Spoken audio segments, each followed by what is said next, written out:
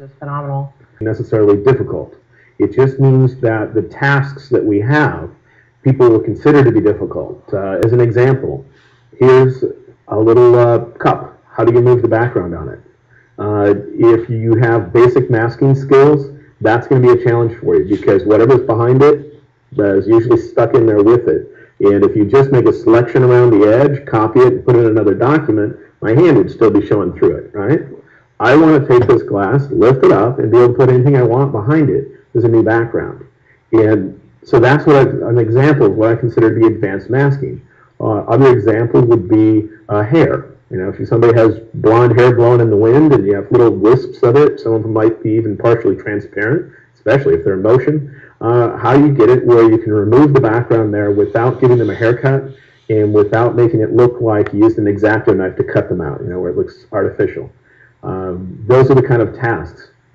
Some of those things are difficult, but most of them are very manageable if you simply know where in Photoshop to go to do it. To remove the background on this glass would take me most likely, well, if I did it without describing it and tried to go as fast as I can, I could probably do it in a minute. There's a small chance I could do it in less, maybe even 30 seconds. But you got to know how to do it. You got to know these features. And so we need to get a foundation of knowledge first on how we think about all the features. Because I've been using Photoshop for 20 years, and so for me, all the basic features are, I don't know, they're as familiar to me as using a pen and paper. But I need to make sure that you know all the basic parts and all the little tricks when it has to do with the basic concepts before we push into those more advanced ideas. So for me, advanced masking means what a lot of people would consider to be difficult, but it doesn't mean the actual steps you have to go through have to be hard.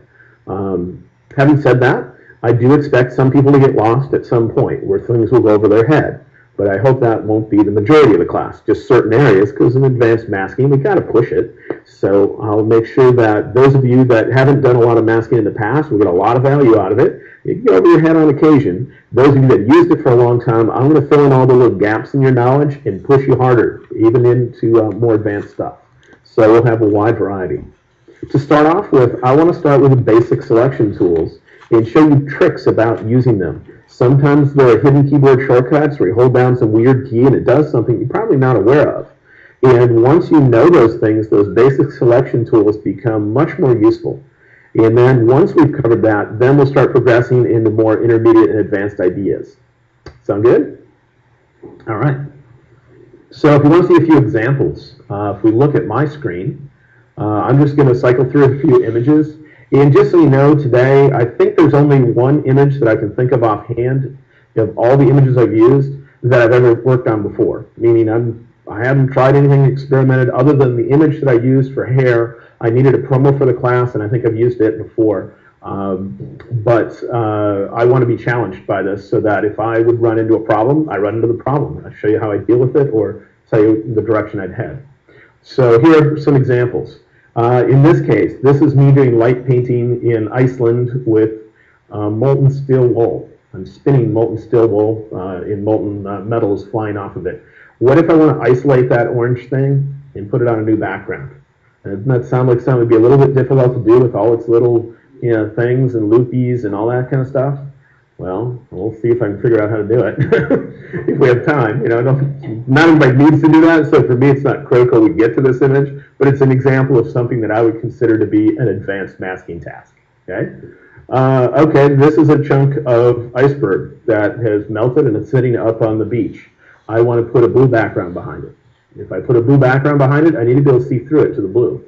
Woo, that doesn't sound like a simple task, right? Well, that's just like doing a plastic glass.